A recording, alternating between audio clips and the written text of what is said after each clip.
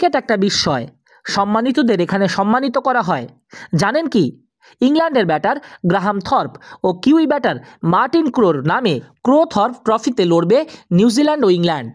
হ্যাঁ, Alan boarder Gavaskar ট্রফির মতোই এখন থেকে নিউজিল্যান্ড ইংল্যান্ডের মধ্যে নিয়মিতভাবে হবে ক্রো থর্প ট্রফি। দুই দেশের দুই লেজেন্ডারি ক্রিকেটার মার্টিন ক্রো ও গ্রাহাম থর্পের নামে ট্রফি উন্মোচন করেছে ইসিবি ও এনজেডসি। আর এই ট্রফিটি সাধারণ কোনো ট্রফি নয়, দুই ক্রিকেটারের স্মৃতি বিজড়িত ব্যাট দিয়েই তৈরি করা হয়েছে এই বিশেষ ট্রফি।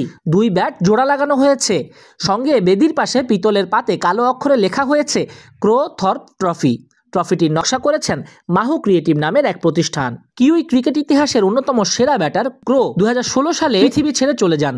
53 বছর বয়সে পরপারে পাড়ি জমানো কিংবদন্তি ক্যারিয়ারে 71 টেস্টে করেছেন 5444 রান, 45.36 গড়ের ক্যারিয়ারে সেঞ্চুরি হাঁকিয়েছেন 17টা। অন্যদিকে গত আগস্টে পৃথিবী ছাড়েন থর্প। 55 বছর বয়সে নিজের জীবন নিজেই নেন ইংল্যান্ডেরই ব্যাটার। ইংল্যান্ডের হয়ে 100 টেস্টে করেছেন 6444 রান, 44.66 গড়ে করেছেন 16 সেঞ্চুরি। ক্রো থর্প ট্রফির উদ্বোধনী সিরিজটি আগামী 28 নভেম্বর ক্রাইস্টচার্চে শুরু হতে যাচ্ছে।